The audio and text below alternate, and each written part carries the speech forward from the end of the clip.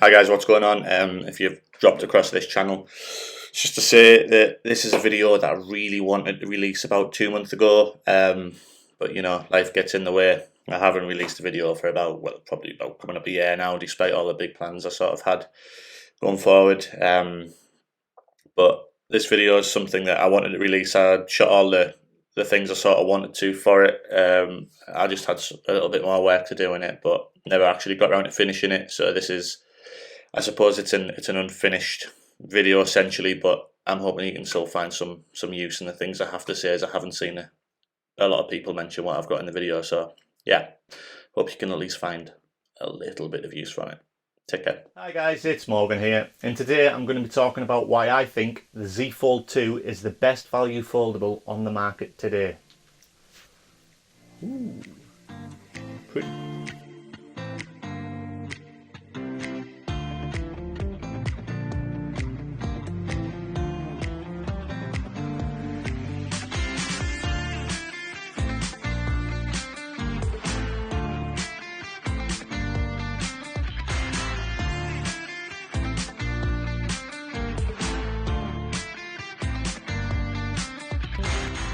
Quick history. I upgraded to the Z Fold 2 from my trusty Note 10 Plus back in June time.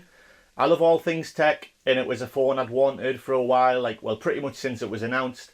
And when I seen a deal for a grade A refurbished product with 1 year's warranty for just $799, I felt like I couldn't really say no. And when you factor in the sale of my Note 10 Plus that I got just shy of £400 for, this is an upgrade that wasn't quite in line with an expensive foldable. I understand that not everybody might be in the same situation as me to make that possible, but the Fold 2 can be comfortably found for less than £800 now, which is it's a full £1,000 cheaper than a new Fold 3. I was aware the Z Fold 3 was looming, so the plan was to buy this, give it a run out for a couple of months and sell it on for practically the same price and then upgrade to the Z Fold 3.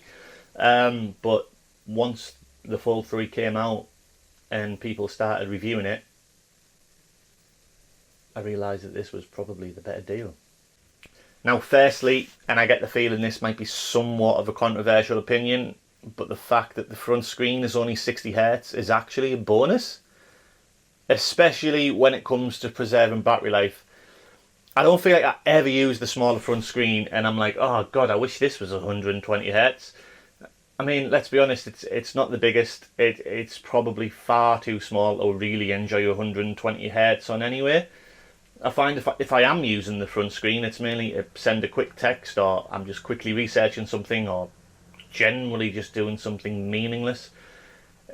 And I know that you can switch between the adaptive refresh rate and 60Hz on the newer model, but from my understanding, there's no way in which you can separate having a 60Hz on the front screen and then 120Hz on the middle. You either dial them both back or you keep them both at the adaptive refresh. So dialing back the front screen would also mean dialing back the inner display, and that isn't a compromise I think I'd be willing to make. So as much as 120Hz would be really nice on the front screen, I think having 60Hz is probably the way forward, because the 120Hz is an unneeded luxury and the hit on battery life is not worth it. So speaking of battery life, the Fold 2 comes with a 4,500 mAh battery, which is about right by today's standards.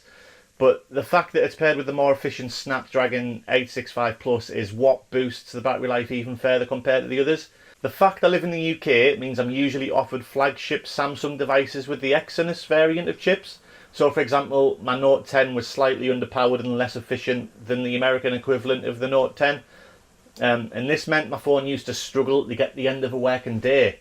I always had to bring a power bank with me to ensure I could top up if needed. I know the Fold and the Flip 3 come with the Snapdragon 888, but this chip is proven to be less power efficient and it tends to overheat much easier than the 865. So coupled with the fact the battery in the Fold 3 is 100 mAh smaller, you can find that the Fold 2 can get up to 1 to 2 hours more screen on time during normal daily use. And that comes down to having the smaller refresh rate on the front screen as well. And then when it comes to the Flip 3, the battery size is a pretty pitiful 3,300 milliamps. And although it doesn't have to power the 7.6 inch inner screen, you still will find yourself getting 2 to 3 hours worth battery life on the Flip, which for a power user like me is just not something I can really be looking at.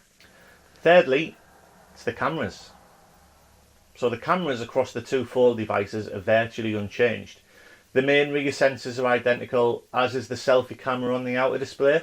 It's the inner display camera where the Fold2 actually beats the Fold3 by offering a 10 megapixel camera over the 4 megapixel under display camera in the Fold3. Now for me, as much as I do notice the camera hole cut out from time to time, it never really bothers me, nor do I feel like it ruins any visual experience when watching content. And as much as the idea of an under display camera is cool, and it is definitely the way for the future, I think the technology's still just not quite there yet. It's more of an experimental feature on the newer device. You can still see where the cutout is, and it can be in its own way just as off-putting as having a cutout. Now I know some will be saying, well, just use the outer display selfie camera instead. But I just think having the option to take selfies and recording videos in flex mode, where you can see on the screen what you're shooting, is more useful than the under display camera.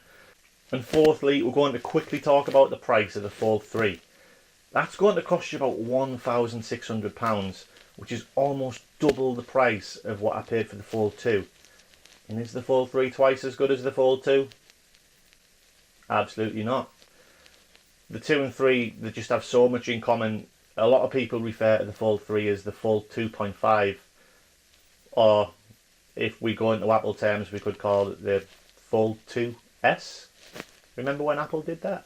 The Fold 3 does boast stronger durability and water resistance, but for me, I've dropped this phone sober, I've dropped it drunk, I've dropped it folded, I've dropped it unfolded, and it's been absolutely fine.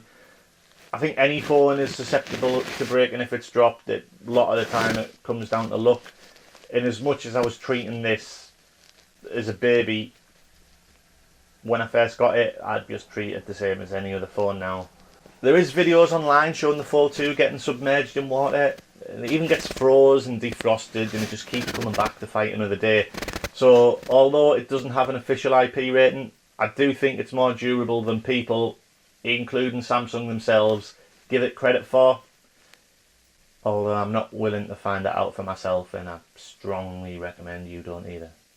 So lastly, of course, I haven't mentioned the S Pen, and that's because if you need an S Pen, then there's only one way to go, and that's the Fold 3. The Fold 2 shouldn't even cross your mind if you're wanting the S Pen.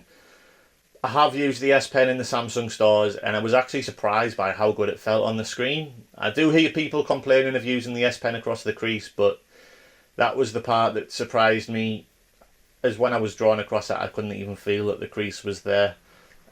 So if you do need an S Pen, then the best value for money is the Fold 3. Right then, that's it. That's why I think the Fold 2 is the best value foldable on the market today. Do you have one? If you do, what are your thoughts? My name's Morgan, and this is my first video on anything in over a year. So I'm more than welcome to hear your feedback, but if you've enjoyed or learned anything from what I've had to say, please do give a like and please do subscribe. Ciao.